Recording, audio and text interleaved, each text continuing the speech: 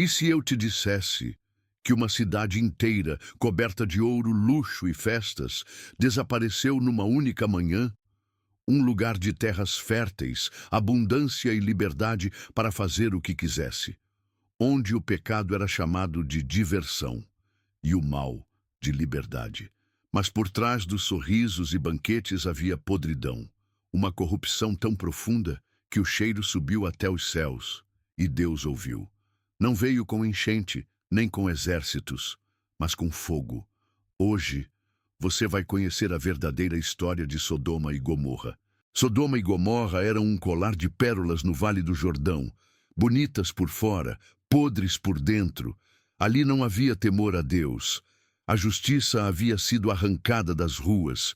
O pobre era ignorado, o estrangeiro desprezado e a perversão aplaudida. O profeta Ezequiel diria depois: foram arrogantes, cheias de fartura, mas não ajudaram o necessitado. E então o céu decidiu descer e ver com os próprios olhos. Abraão estava à entrada de sua tenda, sob o calor da tarde, quando viu 3 homens, mas seu espírito sabia. Eles vinham do alto. Um deles era o próprio Senhor, os outros anjos. Abraão correu, ofereceu água, pão fresco, leite e carne macia. Serviu com alegria e ficou de pé enquanto comiam. Depois da refeição, Deus falou: o clamor contra Sodoma é grande e o pecado gravíssimo. E então Abraão fez o impensável, intercedeu diante do juiz de toda a terra. Vai destruir o justo junto com o ímpio? Perguntou Abraão. E se houvesse 50, 40, 30, 20, até 10 justos? O Senhor respondeu: por amor a 10 não destruirei.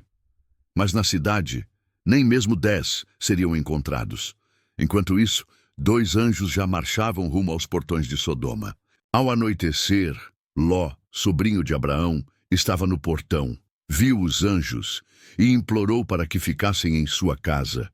Eles recusaram no início, mas Ló sabia. À noite, as ruas pertenciam ao mal.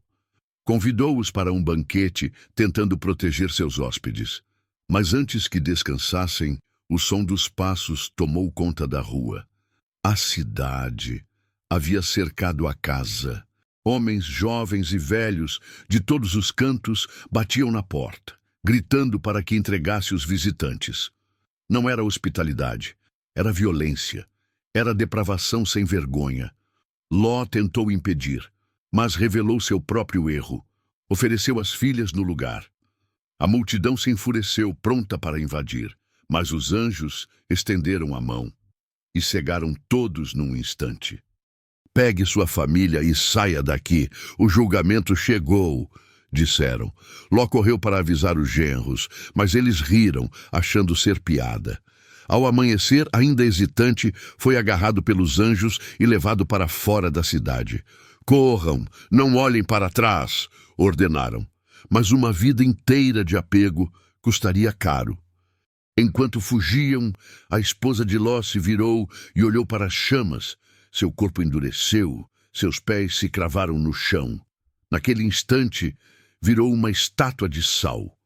Deus havia dado uma saída, mas o coração dela ficou preso ao que foi condenado. E então, o céu se abriu em fogo e enxofre sobre Sodoma e Gomorra.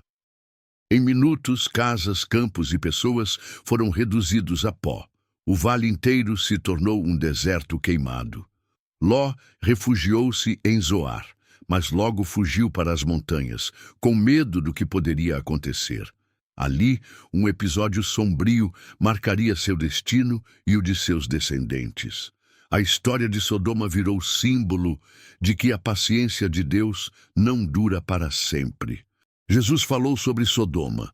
Os profetas alertaram sobre seu exemplo, e olhando para o mundo de hoje, será que estamos tão diferentes?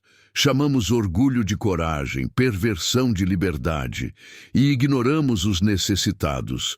Mas assim como antes, ainda há tempo de se voltar para Deus, porque o fogo ainda é também um chamado à salvação.